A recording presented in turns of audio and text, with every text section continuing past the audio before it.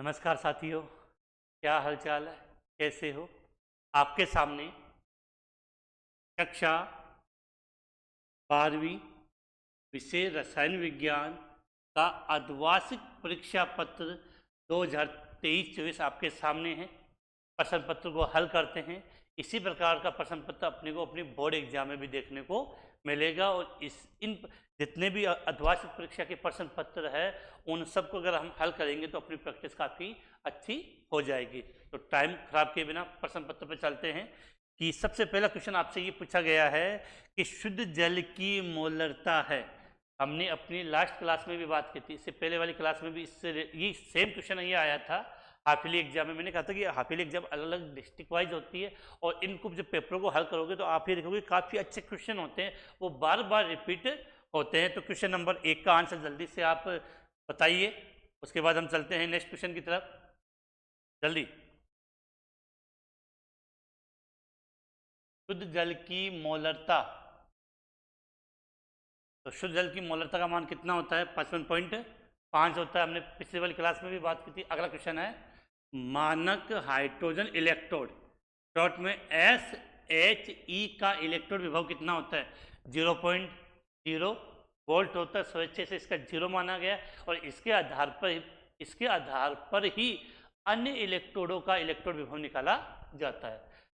इस क्वेश्चन की भी हमने बात की थी। प्रथम कोटि अभिक्रिया का वेग नियतांक क्या होता है? मैं बार बार रिपीट कर रहा हूँ, शून्य कोटि, प्रथम कोटि और द्वितीय कोटि, इन तीनों को आप याद कर लीजिए। इनमें से एक के वेग नियतांक का मात्रक आपको जरूर बोर्ड एग्जाम में पूछा जाएगा। नोट कर लीजिए, पेपर आज ही लीक हो गया है। ये देखो यहाँ पे मैं लिखता हूँ, शून्य कोटि अभिक्रिया के वेग नियतांक का मात्रक होता है मोल लीटर इनवर्स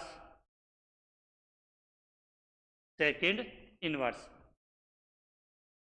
प्रथम कोटि की बात करें तो केवल आपको याद करना है सेकेंड इनवर्स, और द्वितीय कोटि के होता है जो सेकेंडरी कोटि होती है तो mole inverse litre second inverse. तो अब आपको यहाँ से किसका पूछा गया है? प्रथम कोटि का। देखो समझोगे तो आप समझ में आ जाएगा कि ये तो गया अपना आंसर बी। क्या हो गया? अब देखो यहाँ पे प्रथम कोटि का क्या दिया, ये तो किसका हो गया आपका?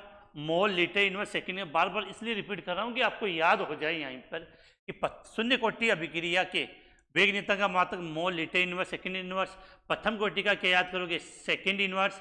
और द्वितीय कोटि का mole inverse litre second inverse. इसके पश्चात आपसे पूछा गया है Cr3+ में 3D इलेक्ट्रॉनों की संख्या ज्ञात कीजिए। 3D इलेक्ट्रॉनों की संख्या ज्ञात कीजिए। देखो क्रोमियम है, क्रोमियम का परमाणु क्रमांक कितना होता है? 24।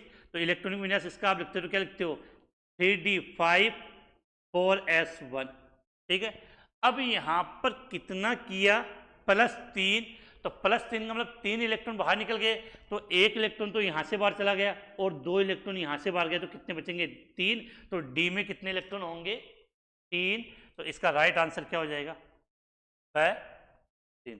अगला क्वेश्चन है संकुल यौगिक CONH3 6Cl2 में से विलयन में कितने आयन उत्पन्न होंगे? सीधी सी बात है कि सपोज किया कि इसको हमने जल में घोल दिया, जल में घोलेंगे तो इसका आयनन कैसे होगा? तो देखो यहां पर क्या होगा? CONH3 6 और NH3 6, यहाँ Cl2 लिखा है, तो इसका मतलब सीधी बात है यहाँ तो आ गया 2+ और 2Cl-, ये आयन बनेंगे। अब देखो आयन पूछा है तो ये तो हो गया एक संकुल आयन, केवल आपसे आयन पूछा है, और 2 आयन Cl के बन गए, तो कुल आयन कितने हो गए? 3। तो इसका राइट आंसर भी क्या हो जाएगा? 3 हो जाएगा। इसके बाद देखो चलते हैं हम नेक्स्ट क्वेश्चन की तरफ। अच्छा क्वेश्चन है ये कि प्राणियों के शरीर में कार्बोहाइड्रेट किस रूप में संचित होता है? काफी अच्छा क्वेश्चन है, याद कर लेना। कार्बोहाइड्रेट है वो प्राणियों के शरीर में किसके रूप में होता है? ग्लाइकोजन के रूप में संग्रहित होता है। हाँ, अगर पेड़ पौधों में पूछता आपको तो स्टार्च अगर पेड़ पौधों के लिए क्वेश्चन पूछा जाता तो आंसर क्या होगा? पेड़ पौधों में जो संग्रहित भोजन है वो स्टार्च के रूप में होता है, और प्राणी, मनुष्य, जानवर होते हैं उनमें ग्लाइकोजन के रूप में। इसी कारण से इस ग्लाइकोजन को प्राणी स्टार्च के नाम से भी जाना जाता है। इसके बाद नेक्स्ट क्वेश्चन, संसारण क्या है? ये एक रेडॉक्स अभिक्रिया होती है, इसमें ऑक्सीजन और अपचयन दोनों विक्रियाएं साथ में होती है। अगला, ताप बढ़ाने पर ऑक्सीजन गैस की जल में विलेयता। सीधी सी बात है कि जब भी आप ताप बढ़ाओगे तो गैस की जो जल में विलेयता है वो सदैव कम होती है, गैस बाहर निकल जाती है, तो विलेयता है वो क्या होती है? कम होती है। अगला, लेंथेनाइडो की सामान्य ऑक्सीकरण अवस्था। ये क्वेश्चन अगर आपने देखा होगा तो बार बार रिपीट होता है, हो रहा है, और बोर्ड एग्जाम में भी आने की संभावना रहेगी। तो लेंथेनाइडो की सामान्य ऑक्सीकरण अवस्था कितनी होती है? +3 होती है। इसके बाद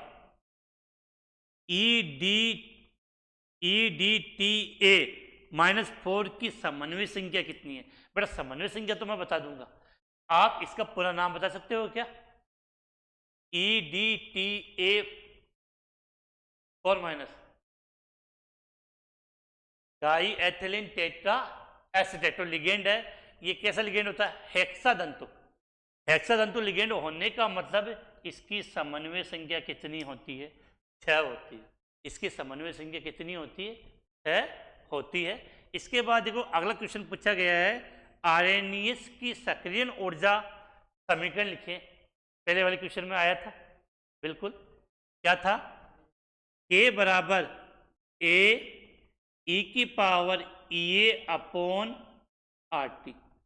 ये रहा, ये आरएनएस की सक्रियण ऊर्जा का समीकरण क्या है? K बराबर AE/-EA/RT है। चलो इसके बाद अगला क्वेश्चन की बात करते हैं।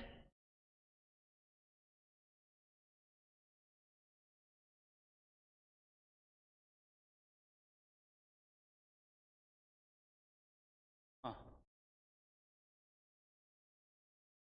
अब देखो, संकुल यौगिक COCl2EN2 के ज्यामितीय समावयव के नाम बताइए।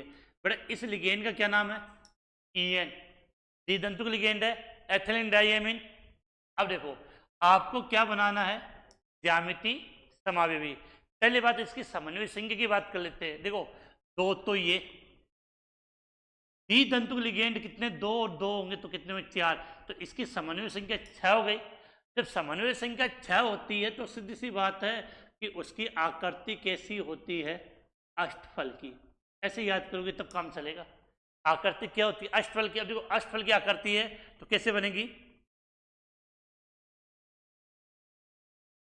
ये कोबाल्ट, एक तो ये। अब ज्यामितीय समावयवी है तो इसी प्रकार से बनेगा आपका।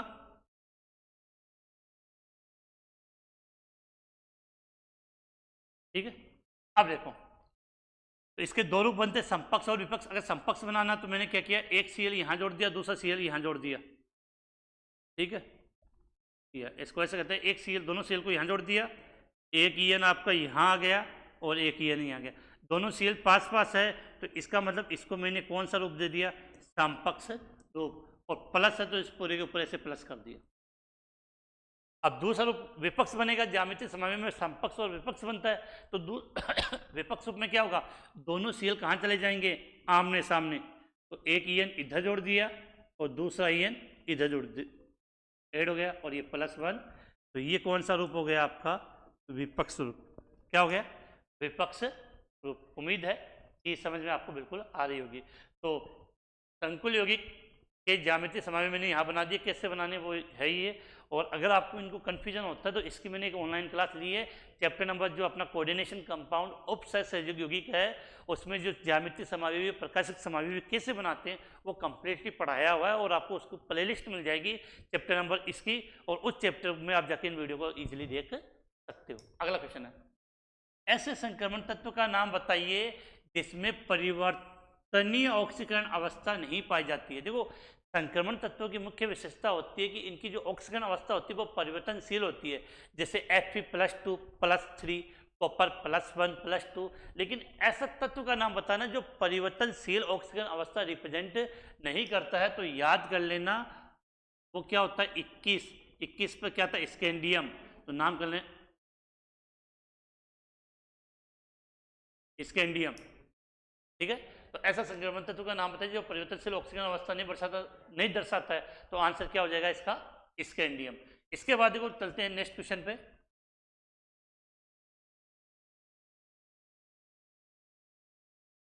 अब देखो अगला क्वेश्चन आपसे पूछा गया है कि निम्नलिखित यौगिकों को उनके क्वथनांक के बढ़ते हुए क्रम में लिखें। तो देखो सबसे पहले तो बात, हम जब ये काम तब पॉसिबिलिटी कर पाएंगे जब हमें इनका क्या हो, फॉर्मूला सूत्र आए। ब्रोमोमेथेन एक ये तो CH3Br, ब्रोमोफॉर्म का मतलब क्या होता है CH Br3, chloromethane CH3Cl, die bromomethane दो होंगे तो CH2Br2। सीधी बात है, जिसका अणुभार जितना ज्यादा होगा उसका क्वथनांक उतना ज्यादा होगा। तो देखो इसमें 3 Br है तो सबसे अधिक इसका होगा, इसमें 2 Br है तो उसका कम होगा उससे। अब देखो इन दोनों की बात करें तो ये Br और ये Cl की तुलना में Br का ज्यादा होता है, इसका मतलब सबसे कम क्वथनांक किसका हो जाएगा, क्लोरोमेथेन का, उससे ज्यादा ब्रोमोमेथेन का, उससे ज्यादा डाइब्रोमोमेथेन का, और सबसे ज्यादा ब्रोमोफ्रॉम का। मैं नंबरिंग कर रहा हूं, 1 नंबर, 2 नंबर, ये 3 नंबर और ये 4 नंबर। अब देखो आपको क्वथनांक के बढ़ते हुए क्रम में लिखना है, इसका मतलब सबसे कम को पहले लिखोगे 1, फिर 2, 3 और 4। इससे आप इसको कर सकते हो इजीली, ठीक है। अगला दिया आपको, स्क्रीनशॉट ले लें। अगले क्वेश्चन की बात करते हैं कि CH3O CH2CH3 का IUPAC से नाम लिखना है। पहले बात तो आपके क्लियर में होना चाहिए ये कंपाउंड कौन सा है, ईथर है। तो साधारण भाषा में तो नाम क्या होता है इसका, एथिल मेथिल ईथर। ये एथिल हो गया, ये मेथिल हो गया और ये क्या ईथर। लेकिन जब हम इसका IUPAC नामकरण करते हैं तो इसको हम क्या मानते हैं, मेथॉक्सी। क्या मानेंगे, मेथॉक्सी। और ये कितने कार्बन की श्रृंखला है, 2 कार्बन की, तो मेथॉक्सी एथेन। क्या लिखा हमने, मेथॉक्सी एथेन इसका नाम हो जाएगा। अगला कंपाउंड, निम्नलिखित को क्षारीयता प्रबलता के घटते क्रम में लिखें। वहां बढ़ता हुआ क्रम पूछा था, यहाँ घटता हुआ क्रम। काफी बार बच्चे इसी में कंफ्यूज हो जाते हैं। अब देखो कि एथिलेमिन, डाइएथिलेमिन, इसमें अधिक क्षारीय ये होता है, ठीक है, और उससे कम क्षारीय ये होगा, और इससे कम अमोनिया होता है, और अमोनिया से भी कम कौन सा होता है, एनिलीन होता है। तो क्रम याद कर लेना, इसको 1 नंबर दिया, इसको 2 नंबर, इसको 3 नंबर और इसको 4 नंबर। और सबसे अधिक क्षारीय कौन सा है, 1 नंबर वाला है। अब घटता हुआ क्रम का मतलब 1, 2, 3 और 4। इससे आप समझ पाओगे कि इनके। इसके बाद बेटा आप चलते हैं नेक्स्ट क्वेश्चन की तरफ। जो बड़े क्वेश्चन है वो आपकी स्क्रीन के, जो बड़े क्वेश्चन है वो आपकी स्क्रीन के सामने आ गए हैं। देखो, निम्न को परिभाषित कीजिए। प्रासंदाब, प्रासन एवं प्रासंदाब असामान्य मूलक द्रव्यमान, कोई परेशानी नहीं है। हाँ, इस क्वेश्चन की मैं बात करना चाहूंगा कि दर्शाए कि प्रथम कोटि अभिक्रिया के 99% अभिक्रिया पूर्ण होने में लगा समय 90% अभिक्रिया पूर्ण होने में लगने वाला समय का दुगना होता है। बेटा चैप्टर 4 की जो मैंने ऑनलाइन क्लास ली थी उसमें मैंने 2 न्यूमेरिकल आपको करवाए थे विशेषकर, और मैंने कहा था कि इन 2 में से एक आपको बोर्ड एग्जाम में भी मिलेगा, उनमें से एक ही है, तो आप जाके वहाँ से इसको देख सकते हो। इसके बाद वाले जो क्वेश्चन है काफ़ी ईजी है, आप इनका स्क्रीनशॉट ले लें, बड़े क्वेश्चन है। जब टाइम मिलेगा तो हम नेक्स्ट क्लास में हम इसकी बात करेंगे कि आपको ये पता रहे कि पेपर है वो किस प्रकार से पूछा जाता है, और हमें इनको किस प्रकार से क्वेश्चन, इन क्वेश्चनों के आंसर है वो हमें किस प्रकार से देने हैं। हाँ, अगर आपको जैसे काफ़ी बच्चे होते हैं जैसे उनको इन क्वेश्चनों में परेशानी होती है, जैसे ये लिखा हुआ कि सर ये नहीं आता, नेम रिएक्शन है, तो नेम रिएक्शन में कन्फ्यूजन है, ये चलो ये जैसे ये रिएक्शन है, इसमें आपको अभिकारक ए और बी की पहचान करनी है। ये तभी पॉसिबिलिटी है जब हमें सभी रिएक्शनें मुझ जवानी याद हो, ऑर्गेनिक केमिस्ट्री की रिएक्शन कैसे याद करनी है। देखो बात करें हम, देखो CH3CH2 Br की अभिक्रिया सोडियम आयोडाइड से करवाई, एल्किल ब्रोमाइड या एल्किल क्लोराइड की अभिक्रिया सोडियम आयोडाइड से, तो ये सोडियम आयोडाइड से याद आ जाने फिंकल स्टाइलन अभिक्रिया क्या होगा, यहाँ से Na और यहाँ से Br अलग हो जाएगा, तो आपका यहाँ उत्पाद क्या बनेगा CH3CH2I। तो ये कौन सी अभिक्रिया होगी, फिंकल स्टाइलन अभिक्रिया, तभी पकड़ पाओगे। अब आपने क्या किया कि ये जो एल्किल हैलाइड बना है इसकी अभिक्रिया सोडियम धातु के साथ ड्राई ईथर की उपस्थिति में करवाई, तो ये वोल्टेज अभिक्रिया हो गई। तो इसमें इसके 2 मोल आपस में जोड़ेंगे, कितने मोल, अभिक्रिया पहचान करो, ये जो अभिक्रिया है वो फिंकल स्टाइन अभिक्रिया है और ये अभिक्रिया आपकी कौन सी है, वोल्टेज अभिक्रिया। तो वोल्टेज अभिक्रिया में इसके 2 अणु जुड़ेंगे, तो ये सोडियम प्लस CH2CH3, तो यहाँ 2 लेंगे तो ये दोनों यहाँ से क्या हो जाएंगे अलग, तो CH3CH2CH2CH3। अब देखो आपसे पूछा A, तो A के रूप में तो क्या बन गया एथिल आयोडाइड और B के रूप में क्या बन गया ब्यूटेन। अब आ जाओ इस रिएक्शन में, इसमें क्या किया है कि ये जो आपका एमाइड है, एमाइड को लिथियम एल्यूमिनियम हाइड्राइड और H2 के साथ क्रिया करवाता है, क्रिया करवाई है, तो इसका मतलब यहाँ पर आपको जो उत्पाद बनेगा वो ये बनेगा CH3NH2, एमीन बन गया। अब इस एमीन की अभिक्रिया आप किससे करवा रहे हो, नाइट्रस अम्ल से, और एमीन की अभिक्रिया नाइट्रस अम्ल से करवाते हैं तो आपका एल्कोहल बनेगा CH3OH। तो जब तक अभिक्रिया की पहचान नहीं होगी तब तक आपका आंसर नहीं कर पाओगे। इसके बाद चलो नीचे वाली रिएक्शन और देखते हैं। इसमें